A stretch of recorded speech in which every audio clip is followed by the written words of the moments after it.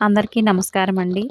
నేను దేవీ భాగవతం ఆడియో రూపంలో అందరికీ వినిపించాలని ఎప్పటినుంచో అనుకుంటున్నానండి. అది ఇప్పుడు దసరా నవరాత్రులు రాబోతున్నాయి కాబట్టి ప్రారంభించదలిచాను. దయచేసి అందరూ నా ఛానల్‌ని లైక్ చేయండి, షేర్ చేయండి, సబ్స్క్రైబ్ చేయండి. దేవీ భాగవతాన్ని వినండి. మీరు కూడా అవకాశం ఉంటే పారాయణ చేయండి నవరాత్రులలో. దేవీ భాగవతం ప్రథమాధ్యాయము ప్రార్థనతో మొదలు పెడదాము. శుక్లాంబరధరం విష్ణుం శశివర్ణం చతుర్భుజం ప్రసన్నవదనం ధ్యాయే సర్వ విఘ్నోపశాంతయే.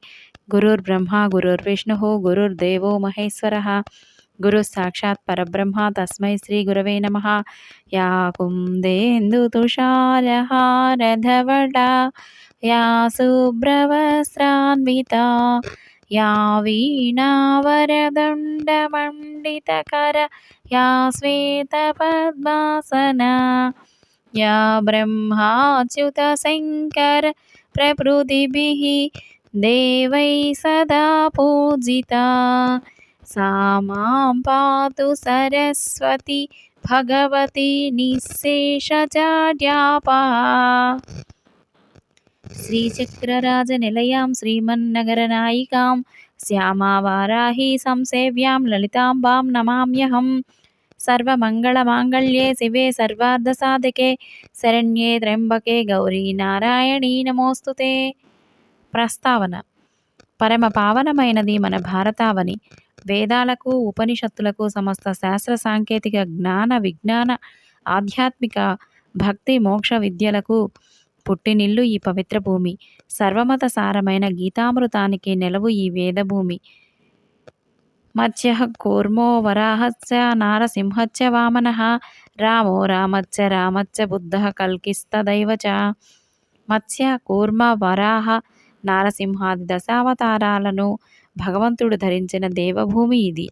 హరిశ్చంద్రో నలో రాజా పురుకుత్సుః పురూరవః సగరః కార్తవీర్యశ్చ షడతే చక్రవర్తినః. షట్చక్రవర్తులుగా భాసిల్లిన హరిశ్చంద్రాదులు ఇక్కడే జన్మించారు. అహల్య ద్రౌపదీ సీత తారా మండోదరి తథా పంచకన్యా స్మరేన్నిత్యం మహాపాతకనాశనం. ఎవరిని నిత్యం స్మరిస్తే మహాపాతకాలు సైతం నశిస్తాయో ఆ పంచకన్యలైన అహల్య ద్రౌపది సీత తార మండోదరులు పుట్టిల్లు ఈ పుణ్యభూమి. ఇన్ని మహిమాన్వితమైన విశేషాలు గల పుణ్యరాజము దేవీ భాగవతము. దీనిని మొట్టమొదటిసారిగా అష్టాదశ పురాణకర్త అయిన వేదవ్యాసుడు భగవతీ పురాణము పేర రచించాడు. ఆ తరువాత కొన్ని మార్పులు చేర్పులు చేసి దేవీ భాగవతం పేరిట జగతికి అందించాడు. ఆ దేవీ భాగవతమే నేడు మానవులకి అందుబాటులో ఉంది. అయితే వేదవ్యాసుడు తాను మొట్టమొదట రచించిన భగవతీ పురాణంలో ఏ ఏ దేవరహస్యాలున్నాయి, వ్యాసుడు భగవతీ పురాణంలో నుంచి ఏవైనా విశిష్టాంశాలు తొలగించి మార్పులు చేసి దేవీ భాగవతంలో మానవాళికి అందించారా?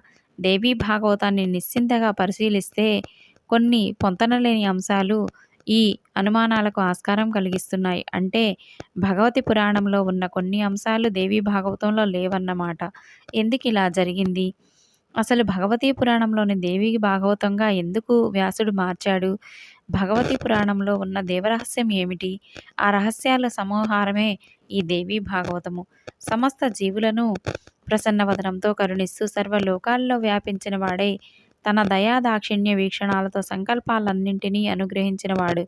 విఘ్నాలను నివారించి విజయాలను ప్రసాదించే ప్రథమ వంద్యుడు శ్రీ మహాగణపతికి తొలి ప్రణామాన్ని అర్పిద్దాం. ఓం గం గణాధిపతయే నమః. ముల్లోకవాసులు ఏ కార్యం తలపెట్టినా ముందుగా మహాగణపతిని పూజించటమే వేద పురాణ కాలం నుంచి అనూచానంగా ఆచారంగా వస్తోంది. ఈ మహాగణపతి అయోనిజుడని, అంతేకాక నిరాకార నిర్వికార నిరంజనుడైన పరబ్రహ్మము యొక్క సారమే రూపమే మహాగణపతి అని వేదాలు పేర్కొంటున్నాయి. అంటే మహాగణపతికి తల్లిదండ్రులు లేరా? ఇతర జీవుల మాదిరి గణపతి మాతృగర్భం నుంచి జన్మించలేదా? స్థూల దృష్టితో ఆలోచిస్తే అవును అనే అనిపిస్తుంది. అదే సూక్ష్మ దృష్టితో చూస్తే పరిశీలిస్తే అది కాదు అనిపిస్తుంది. ఎందుకంటే పురాణ కాలం ప్రకారము ఒకసారి పరమేశ్వరుడి చేత మట్టి బొమ్మగా తయారయ్యి ప్రాణం పొందితే మరొక మారు పరమేశ్వరి చేత పసుపు బొమ్మగా తయారయ్యి ఆమె చేత ప్రాణం పొయ్యబడ్డాడు. అంటే ఒకసారి పరమేశ్వరుడు జన్మనిస్తే మరోసారి పరమేశ్వరి జీవం పోసింది. అలా పరమేశ్వరులు మహాగణపతికి జననీ జనకులు అయ్యారు.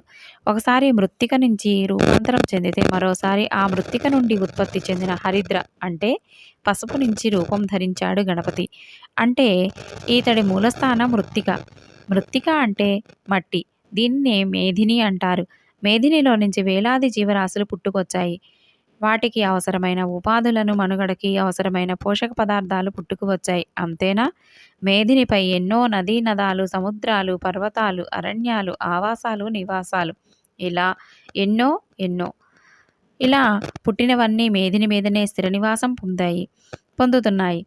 పుట్టి పెరిగి వృద్ధి చెంది కొన్ని సంవత్సరాల పాటు జీవించాక మృతి చెంది నశించి మళ్ళీ మేదినిలోనే అంటే మట్టిలోనే కలిసిపోతున్నాయి, లీనమైపోతున్నాయి. మహాగణపతి విగ్రహాన్ని జలాల్లో నిమజ్జనం చేశాక తనకి మూలమైన మట్టిలో చేరిపోతే ఇతర చరాచర జీవులన్నీ ఆ మట్టిలో నుంచే పుట్టి ఆ మట్టిలోనే కలిసిపోతున్నాయి. మరి లక్షలాది జీవాలను తన గర్భంలో దాచుకొని వాటికి జన్మనిచ్చి రూపమిచ్చి జీవితమిచ్చి జీవన సౌకర్యాలను సమకూర్చి వాటి ద్వారా ఏర్పడే ఆటుపోట్లను తట్టుకుంటూ ఈ లక్షలాది జీవుల భారాన్ని భరించే శక్తి ఈ మట్టికి ఎక్కడిది? పరబ్రహ్మ స్వరూపమైన మహాగణపతికి జన్మనిచ్చి అతడిని భరించే శక్తి ఈ మేధినికి ఎవరిచ్చారు? అసలు లక్షలాది జీవుల చావు పుట్టుకలకి కారణమైన మేధినిని నిరంతరం నిలిపి ఉత్పాదక జీవశక్తులు అందిస్తున్న ఈ మహాశక్తి ఎవరు? పసుపు ముద్దలకు మట్టి ముద్దలకు ప్రాణం పోసే శక్తి పార్వతీ పరమేశ్వరులకు ఎక్కడిది? ఎవరిచ్చారు? మహాగణపతి ఆ పరబ్రహ్మమునకు సాకార రూపమైతే నిరాకారుడైన ఆ పరబ్రహ్మమునకు ఆధార శక్తి ఎవరు? ఆ మహాశక్తి దివ్యగాథ తెలుసుకోవాల్సిన అద్భుత సంకల్పం కలిగింది సౌనకాది మహామునులకు. పురాణ ప్రసిద్ధులైన ఆ మహామునుల శాశ్వత నివాస స్థానం పరమపావనమైనది నైమిసారణ్యం.